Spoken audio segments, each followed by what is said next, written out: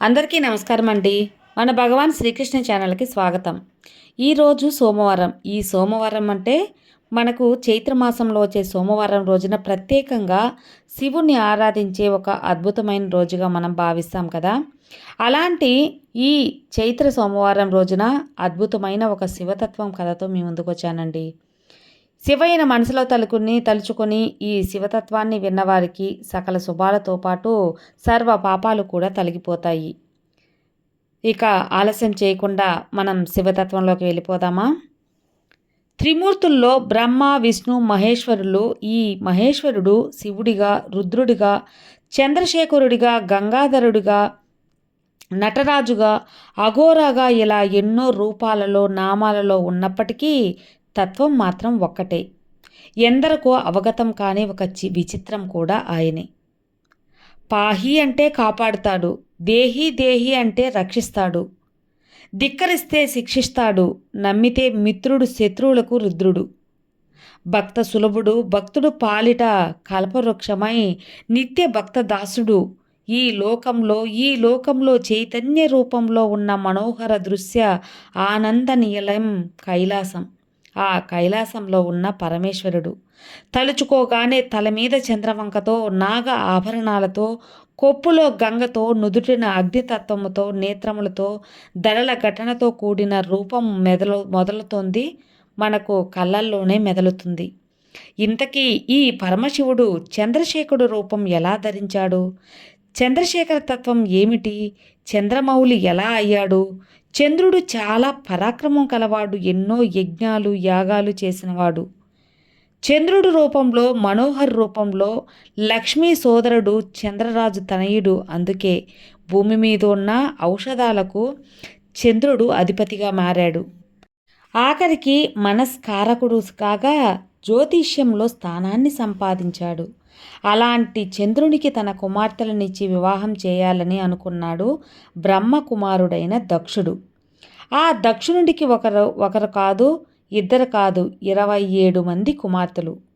దక్షుని కోరికను మన్నించి ఆయన కుమార్తెలను వివాహం చేసుకున్నాడు చంద్రుడు. అయితే వివాహానికి ముందు దక్షుడు చంద్రుని దగ్గర ఒక మాట తీసుకున్నాడు. తన 27 మంది కుమార్తెలకి సమానమైన ప్రేమను అందించాలన్నదే ఆ మాట. ఆ మాటకు మారు మాట్లాడకుండా సరేనన్నాడు చంద్రుడు. కానీ చంద్రుడికి రోహిణి అంటే ఎంతో ప్రేమ, అభిమానం. ఆమె కోసమే ఆ మిగిలిన 26 మందిని పెళ్లి చేసుకున్నాడు దక్షిణి 27 మంది కుమార్తెలతో చంద్రుని వివాహం అంగరంగ వైభవంగా జరిగింది. ఒకరోజు భార్య వద్ద ఉండసాగగా చంద్రుడు అలా పంచాంగంలో 27 నక్షత్రాలు ఏర్పడ్డాయి. అయితే రోజులు గడిచే కొద్దీ చంద్రుడిని ఆ 27 మంది రోహిణి అనే భార్య మీద అధిక ప్రేమ కలగసాగింది. ఆ విషయం మిగతా భార్యల్లో అసూయ కలిగేలా చేసింది. రోహిణి పట్ల చంద్రుని వ్యామోహం పెరిగింది. కొన్నాళ్ళకి ఈ వ్యవహారాన్ని తండ్రి చెవిని వేశారు మిగతా భార్యలు. విషయాన్ని విన్న దక్షుడు చంద్రుణ్ణి మందలించాడు. కానీ కొద్ది కాలం గడిచాక చంద్రునిలో అదే తీరు కొనసాగించింది. మిగతా భార్యల కంటే అతనికి రోహిణి మీద ఎక్కువ ప్రేమ కలగసాగింది. ఇక ఈసారి దక్షుడు ఊరుకోలేదు. దక్షుడు ప్రజాపతి హోదాలో ఉన్నాడు. అతనికి అందరూ అంటే దేవతలు, ఈ సృష్టిలో ప్రాణులు మరియు జీవరాశులు అతడు పెంచి పోషించాడు.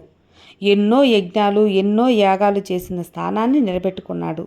సృష్టి కార్యంలో మహోన్నతమైన స్థానం అతనిది. అందుకే దుర్గా స్వరూపమైన అమ్మవారిని కూడా సతీలాగా కుమార్తెగా జన్మించింది. కేవలం రోహిణి మీద ఉన్న ప్రేమతో తన మిగతా కూతుళ్లను సవ్యంగా చూసుకోవడం లేదంటూ దక్షుడు చంద్రుని మీద కోపగించుకున్నాడు. అల్లుడి మీద కోపంతో ఊగిపోయాడు. ఆలోచించకుండా ఏ వెలుగును చూసి నువ్విలా విర్రవీగుతున్నావో ఆ వెలుగే క్రమేణా నీకు క్షీణించిపోతుంది అని శపించాడు. ఆయన శపించినట్లుగానే ఒకరోజు గడిచే కొద్దీ చంద్రుని వెలుగు క్షీణించిపోసాగాడు. అప్పుడే కనుక క్షీణించిపోతే ఔషధాలు పరిస్థితి ఏం కాను, మనుషులు మనస్సులు ఏం కాను అంటూ అంతా కలవరపడబోసాగారు. దేవతలు, చంద్రుడు కూడా తనకు శాప విమోచనం ప్రసాదించమంటూ తిరిగారు. కానీ ఎక్కడా అతనికి ఉపశమనం లభించలేదు.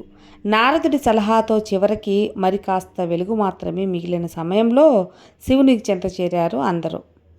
శివుణ్ణి రక్షించమని ప్రార్థించారు. తనకు మాటిస్తే కానీ వాళ్ళు అక్కడి నుంచి వెళ్ళము అని చెప్పారు.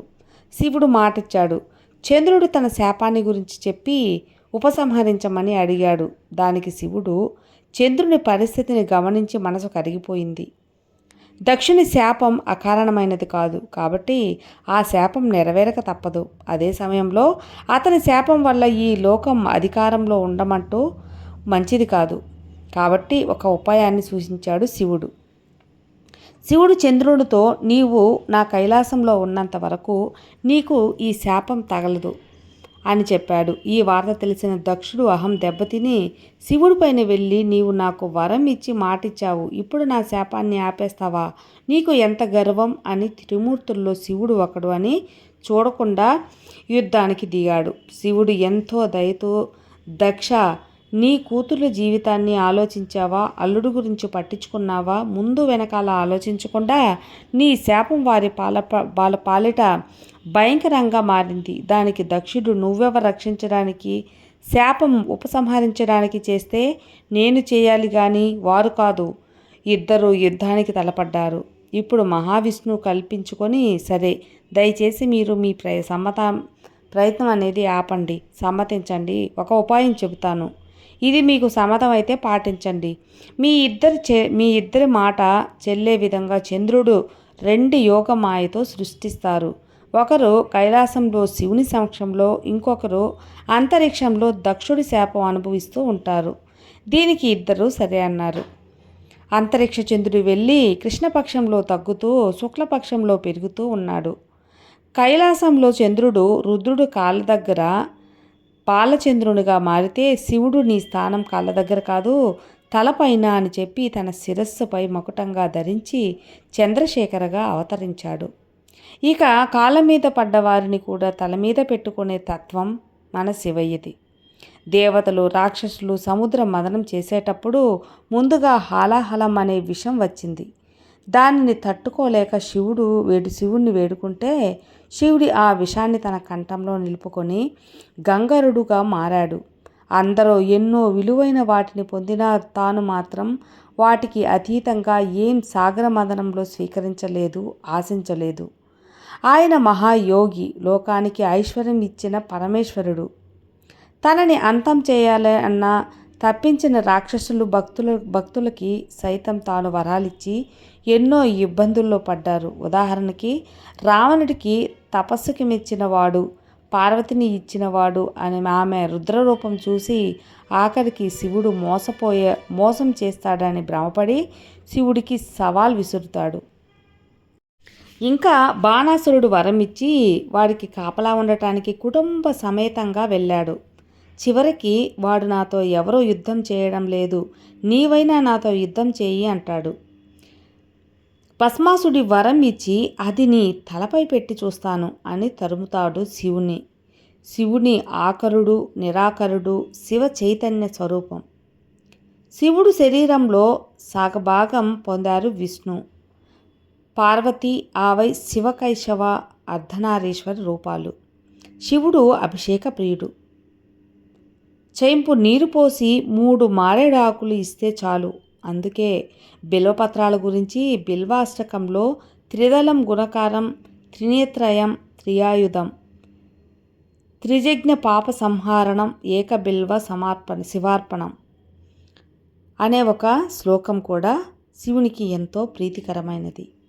కోటి కన్య మహాదానం తిల పర్వత కోటయం, కాంచనం శైలదాననే ఏకబల్వం శివార్పణం, కాశీక్షేత్ర శివాసంచ కాళభైరవ దర్శనం, ప్రయాగమాదనం దృష్ట్యా ఏకబిల్వాం సమర్పణం, రామలింగ ప్రతిష్ఠాచ వైవాహిక కృతం తదా, తటాకాచిత సంతానం ఏకబిల్వం శివార్పణం, అఖండ బిల్వ ప్రపంచ ఆయుత శివ పూజనం.